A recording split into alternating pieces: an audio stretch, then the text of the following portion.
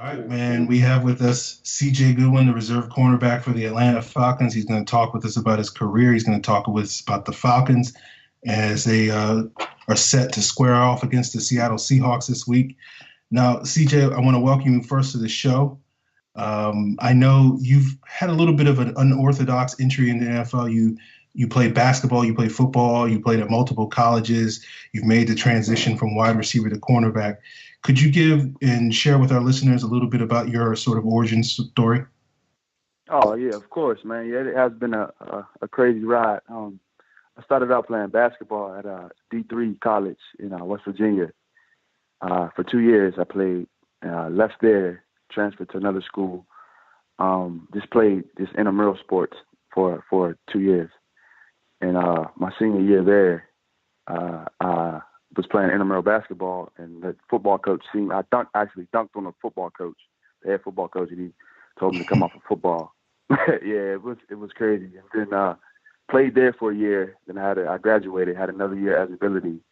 Went to the school called California University of Pennsylvania, and played there sparingly. And but they let me do the pro day, and I did very well at the pro day. And nobody really bid on me.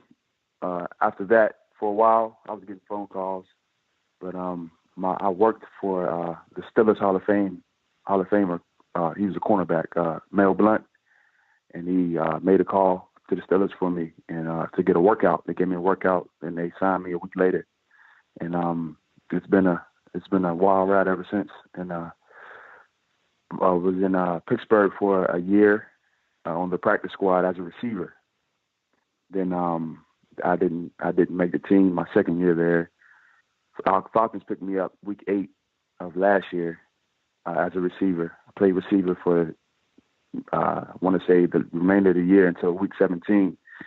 That's when my coach now, Marco Emanuel, came to me and asked me if I wanted to play DB. And I told him, yeah, man, I'll try anything to be here. And ever since then, I've been a DB, man. It's been a blessing, definitely a blessing. How has that transition been for you playing DB? It's been good. I mean, they have been taking it kind of slow with me. They know that I'm more of an athlete than I am a corner. So they understand there's going to be some ups and some downs, but I'm willing to learn, and I think that's what they're excited about is my willingness to learn and my ability to learn. But I'm still been able to hold my own as a being new to the position. So I mean, I think they see some potential there. Besides Coach Manuel, have there been other coaches or other teammates that have been trying to take you under their wing? Yeah, of course, man. Our organization is so good here, man. When we say brotherhood, man, we really mean that. The old vets, the young vets come to me, and for instance, Trufant, Robert Alfred, they're always talking to me. Rico Allen, he's a young vet. I mean, we're pretty much a young group in the back end. I'm getting people talking to me. I'm older. First of all, I'm older than a lot of the guys in my room, and they all have more experience at the position. So I'm getting stuff from Brian Poole, from Keanu Neal. Everybody's been helping them, but a big help to me for me being here also is Keith Armstrong, the special teams coach. Man, he's really been a blessing. Yeah, on that note of special teams, you've been working quite a bit as a gunner on the punt coverage. How do you sort of approach that third and often forgotten phase of the game, and why have you been so successful there? Because it's not forgotten in our brotherhood, man. That we really work on special teams here. And I think that some games that's the difference. Most games that's the difference. The special teams, and I look at my position as a gunner as that's why I'm here. That being a special teams guy, being a core 4 guy right now.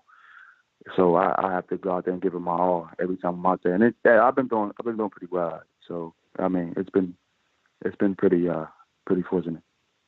Now, I've noticed throughout the season you've gotten some opportunities, some spot duty on defense. I know it's particularly in that Week 17 game against the Saints, you got some action late in that game. And I was really impressed by how well you tackled. And, traditionally you wouldn't expect a guy that's transitioning from offense to defense to be so disciplined and so good a tackler. Is that something that you sort of pride yourself on, and you were already thought that you came before you made that transition, that was a strength of your game, or has that been sort of a testament to some of the coaching that you've received from this staff?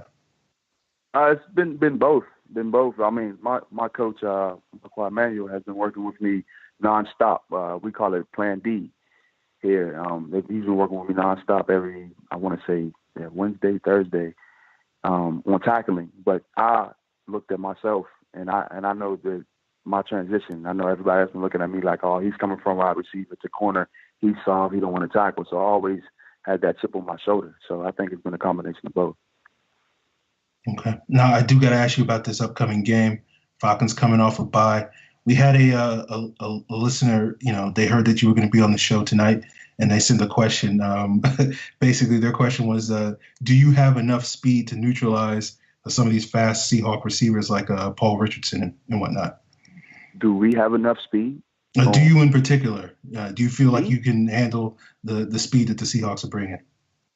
Absolutely. I feel myself. I feel like I'm very, very underrated with my speed. I actually knew a guy on the Saints.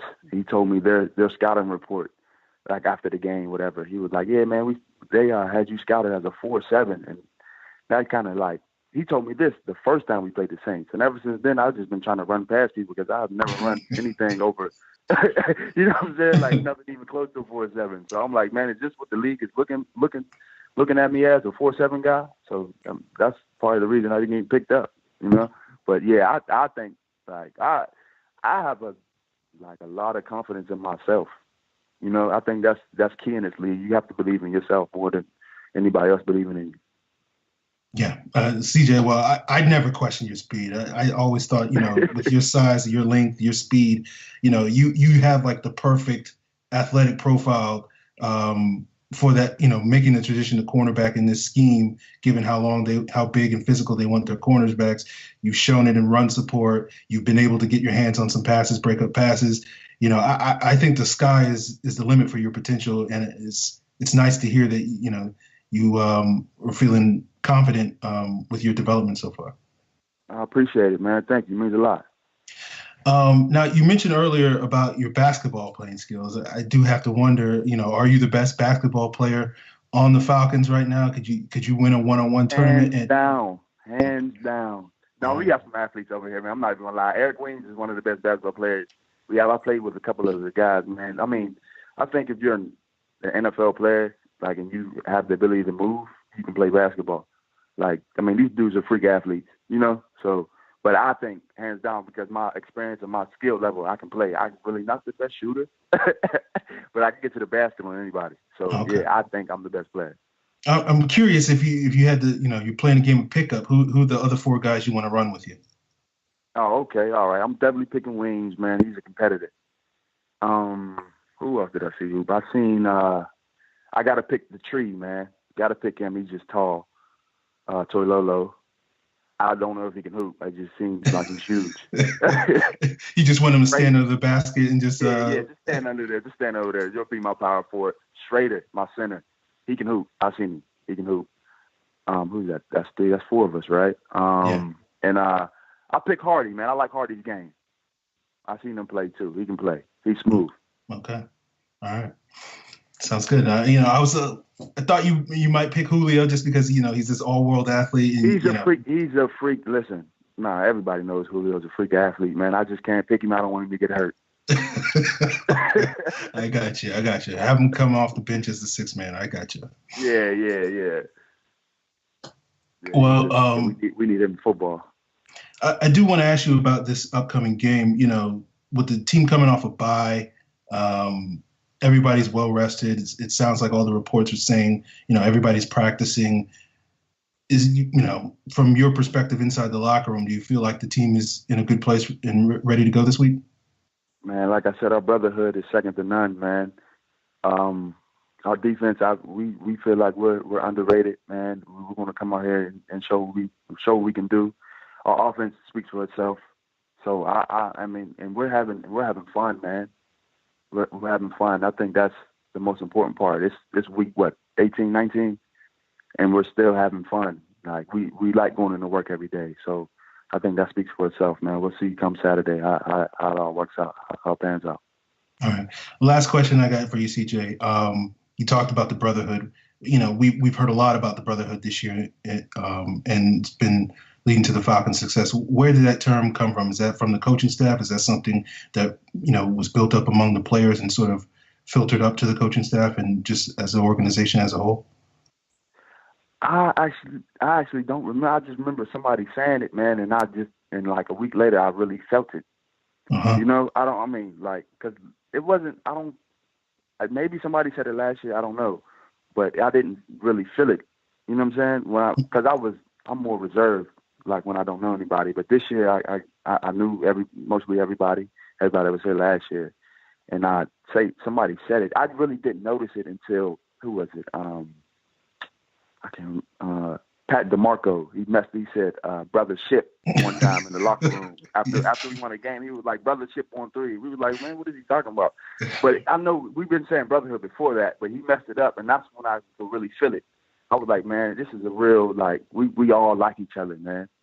I mean, of course we compete with each other every day, but we all genuinely like each other, man. I think that's a difference, man. Okay.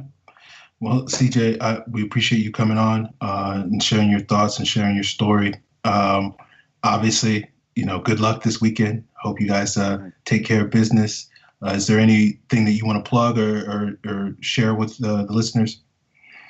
ByNepotism.com. Definitely go check that out. And PegaFoundation.org. PegaFoundation.org, man. That's my foundation, man. Please go check that out and support us. Hey, man, I appreciate you guys. Thank you. All right, man. We appreciate you too, man. Keep